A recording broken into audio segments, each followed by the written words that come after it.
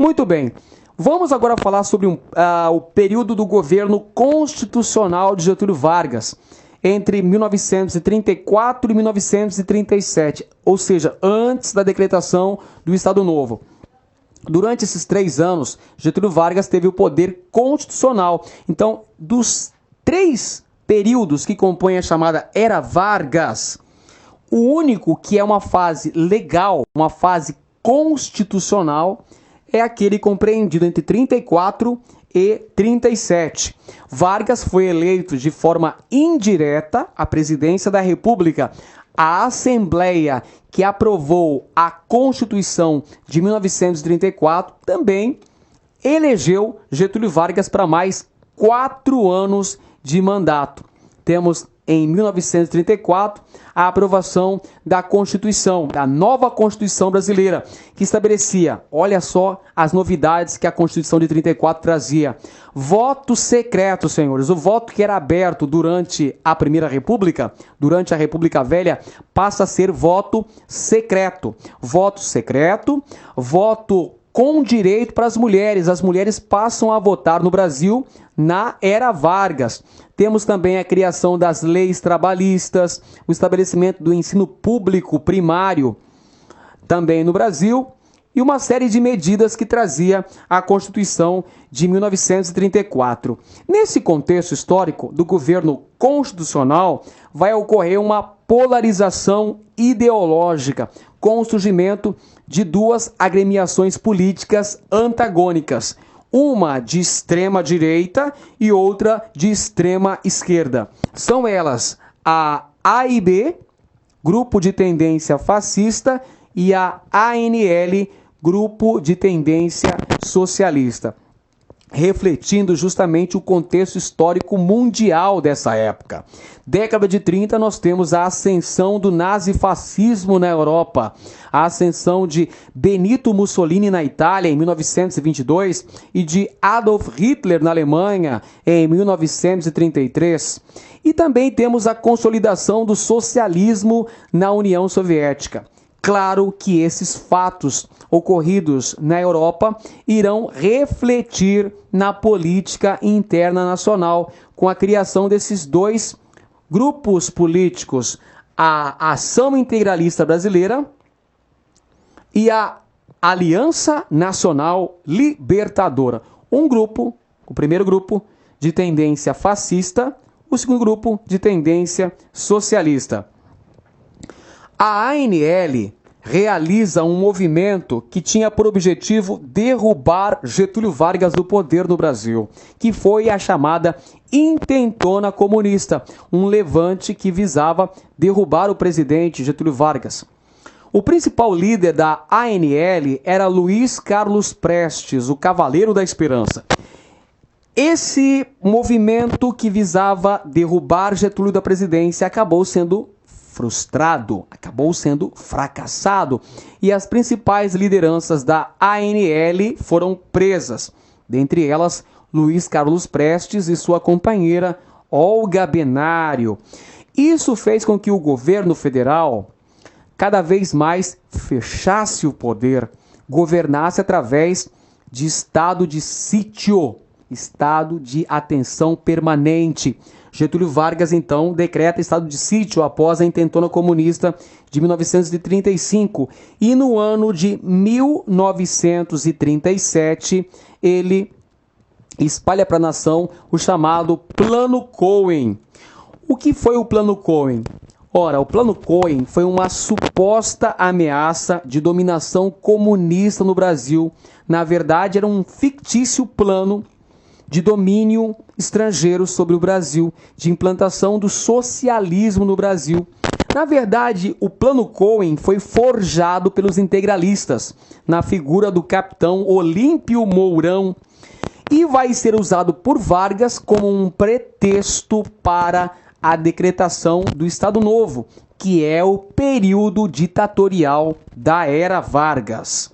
O Estado Novo está compreendido entre 1937 e 1945. Durante esse referido período, nós temos a suspensão de direitos e liberdades democráticas e a perseguição a todos os opositores do regime, através da polícia política, que tinha na chefia um ilustre mato-grossense, um ilustre cuiabano, chamado Filinto Miller, pessoa de grande importância na política mato-grossense ao longo do século XX. E temos também a criação do DIP, o Departamento de Imprensa e Propaganda, que era justamente o órgão responsável pela construção de uma imagem positiva do ditador Getúlio Vargas, bem como promover o culto à personalidade do presidente da República e também fazer uma intensa censura aos meios de comunicação. Essas eram as principais funções do DIP, o Departamento de Imprensa e Propaganda, criado no governo do Estado Novo por Getúlio Vargas. Falando em Estado Novo, falando em Getúlio Vargas, vamos voltar aqui para analisar a política mato-grossense no período em questão. Durante o Estado Novo, quem administrou Mato Grosso foi o interventor Júlio Miller, entre 1937 e 1948. Anote aí as principais características de seu governo. Júlio Miller foi interventor federal, portanto, durante o Estado Novo em Mato Grosso. E dentre as principais características de seu governo estão a construção de várias obras públicas, principalmente com o objetivo de dotar Cuiabá de uma modernidade urbana, principalmente para garantir a permanência da capital em Cuiabá. Durante o início da década de 1940, os mato-grossenses do Sul reivindicavam que a capital deveria ser Campo Grande, uma cidade mais progressista, mais dinâmica, mais populosa e até mesmo mais rica que Cuiabá. Então eles reivindicavam que a capital fosse transferida para o Sul.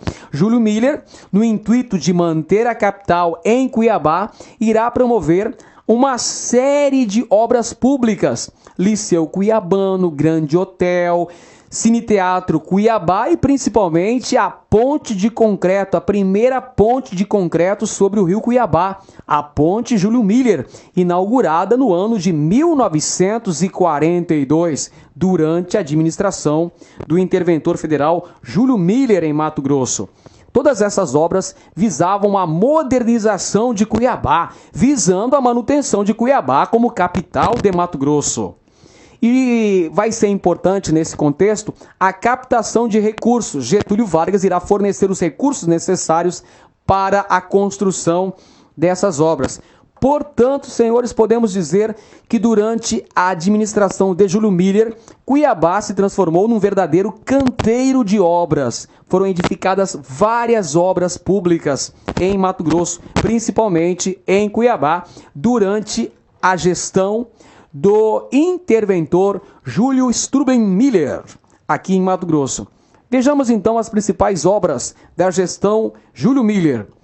Construiu a residência dos governadores, construiu também o Grande Hotel, a Ponte Júlio Miller sobre o rio Cuiabá, a Avenida Getúlio Vargas. A atual Avenida Getúlio Vargas foi construída na década de 40, no início da década de 40, durante o governo de Júlio Miller, e inaugurada justamente durante a visita de seu GG em Cuiabá. Getúlio Vargas, que foi o primeiro presidente da República a visitar a cidade de Cuiabá. Temos ainda o Liceu Cuiabano, o Cine Teatro Cuiabá e a Estação de Tratamento de Água em Cuiabá. Na imagem vemos a visita de Getúlio Vargas em Cuiabá no ano de 1941. Getúlio Vargas inaugurou uma série de obras instaladas principalmente na avenida que leva o nome do presidente da República. Na imagem nós temos Getúlio Vargas aí com o bispo de Cuiabá, Dom Aquino Correia. Dom Aquino, que também foi governador de Mato Grosso, foi interventor federal em Mato Grosso durante o governo do presidente Venceslau Braz.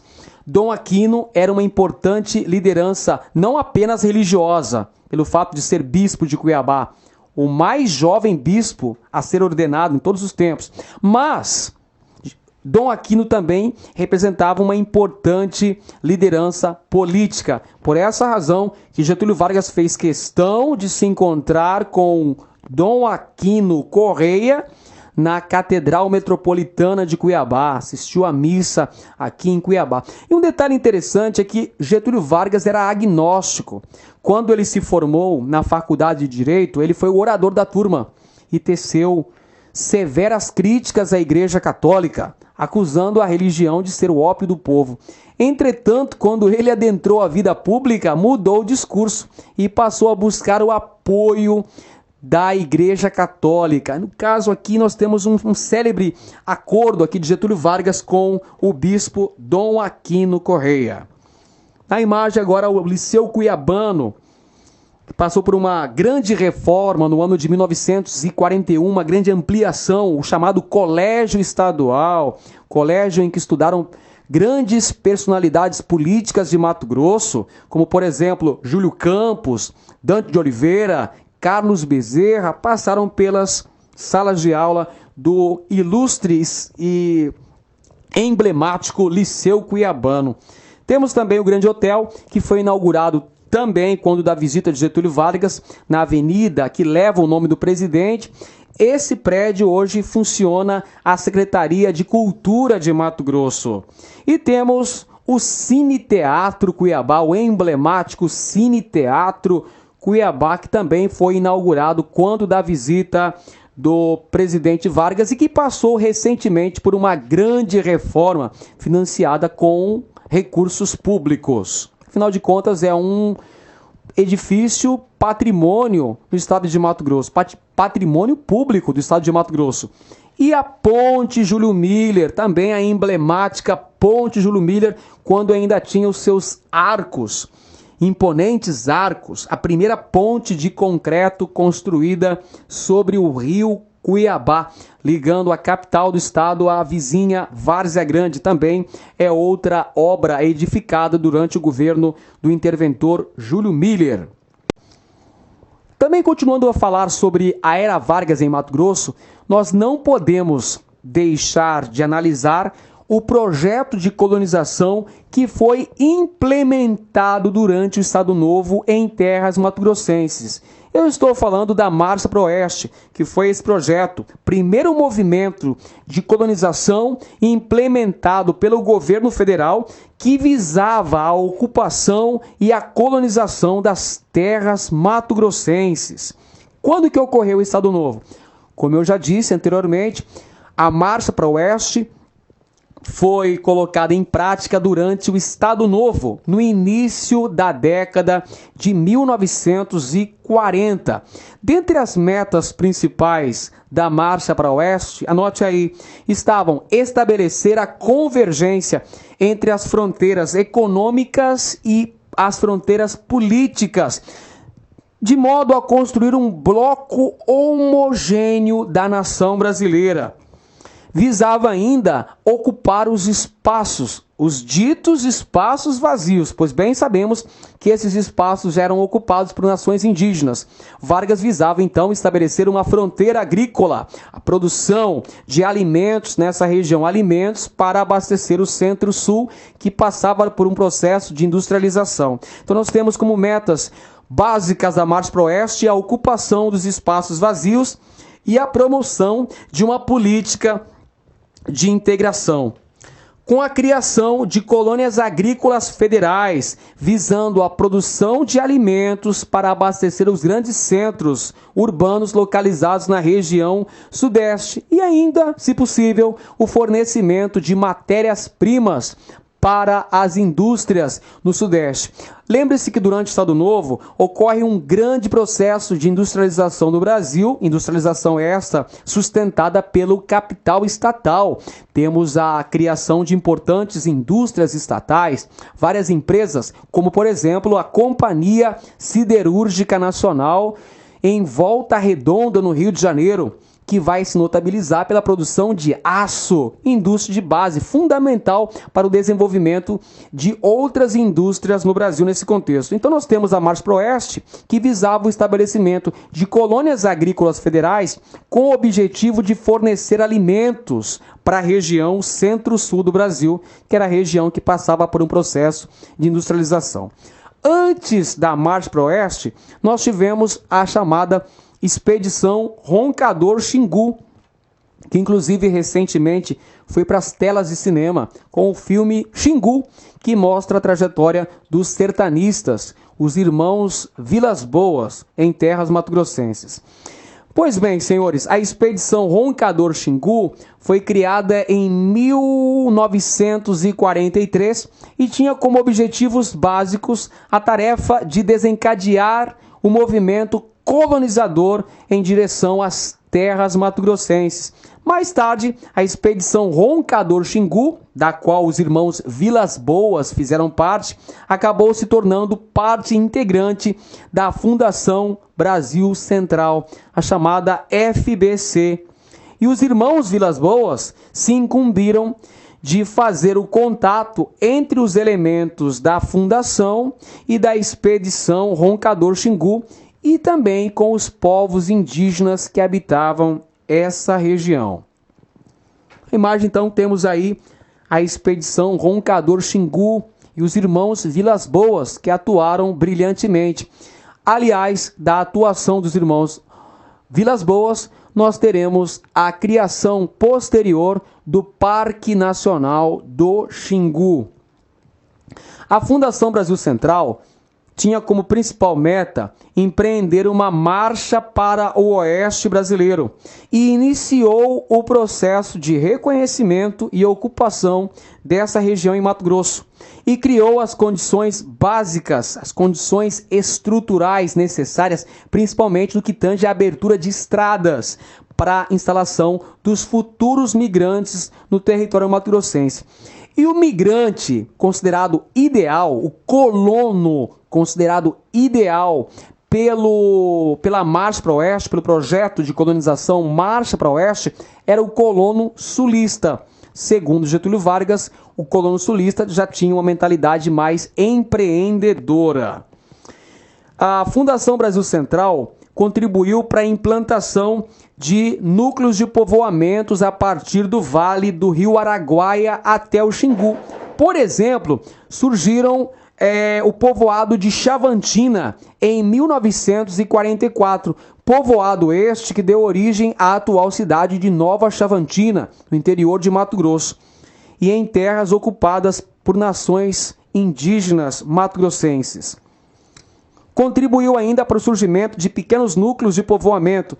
Entretanto, senhores, não obteve grande sucesso, em razão dos inúmeros conflitos pelo domínio legal das terras e pela posse das terras.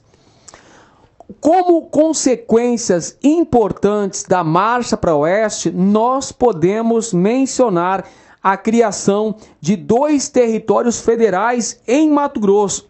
Isso é fundamental. Até 1943, Mato Grosso apresentou o mesmo domínio territorial. Não mudou a configuração territorial mato-grossense. Entretanto, senhores, no ano de 1943, ocorreu a criação de 2 territórios federais em Mato Grosso.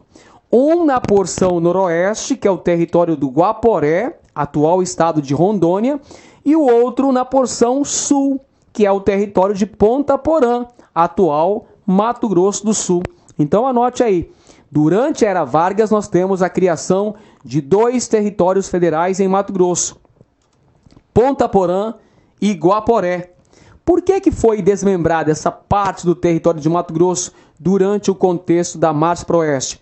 Porque visava melhor administrar o território, demasiadamente extenso. Portanto, por questões políticas e militares, nós temos a criação desses 2 territórios federais. Observe no mapa o domínio territorial mato-grossense de 1943. Nós temos a criação ao noroeste, na porção noroeste, a criação do território do Guaporé, Território do Guaporé, criado em 1943. Posteriormente, esse território do Guaporé se transformou no território de Rondônia, que tem o nome justamente em homenagem ao Marechal Cândido Mariano da Silva Rondon, o patrono das comunicações. O território do Guaporé, portanto, virou território de Rondônia e em 1981 foi transformado no estado de Rondônia.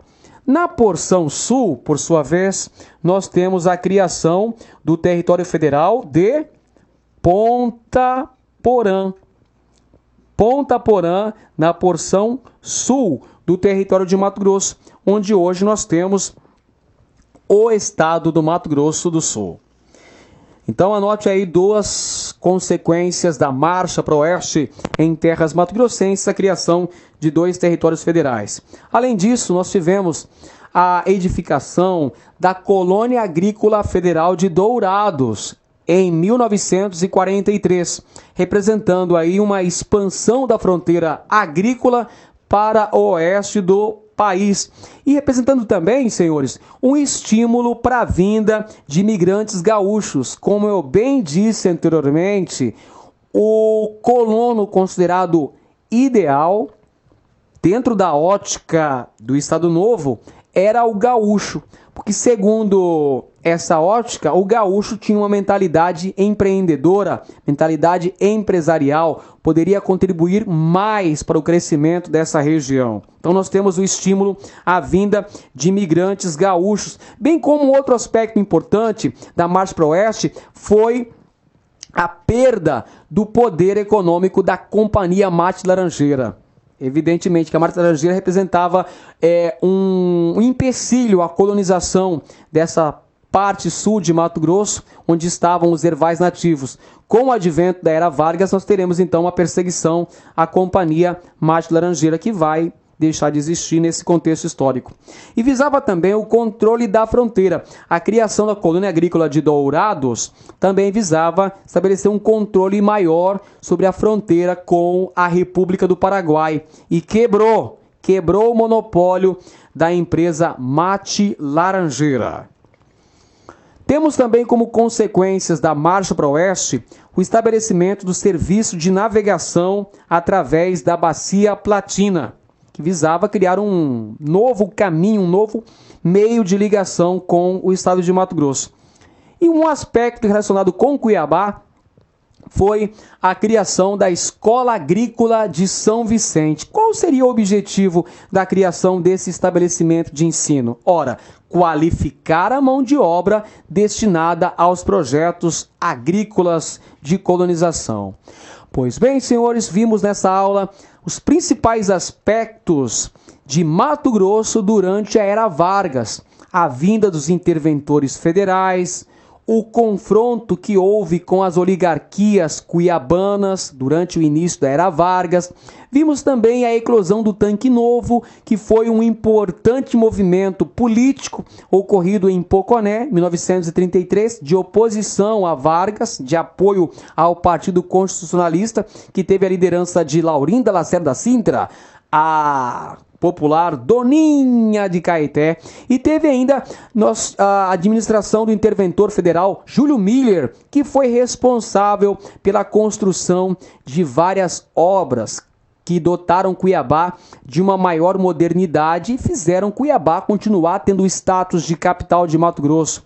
E outro aspecto importante que merece ser estudado com bastante atenção é a Marcha para o Oeste. Afinal de contas, esta foi a primeira iniciativa do governo federal com vistas a colonizar o território mato-grossense e que trouxe como desdobramentos importantes a criação de 2 territórios federais em Mato Grosso, bem como a criação da colônia agrícola de Dourados e também a criação da Escola Agrícola de São Vicente para qualificar a mão de obra para os projetos de colonização. Pois bem, senhores, era o que tínhamos para hoje. Esperamos sinceramente que os senhores tenham apreciado nossa aula e marcamos um encontro para a próxima aula, onde nós veremos outro assunto fantástico da fabulosa história de Mato Grosso. Um grande abraço a todos e até a próxima.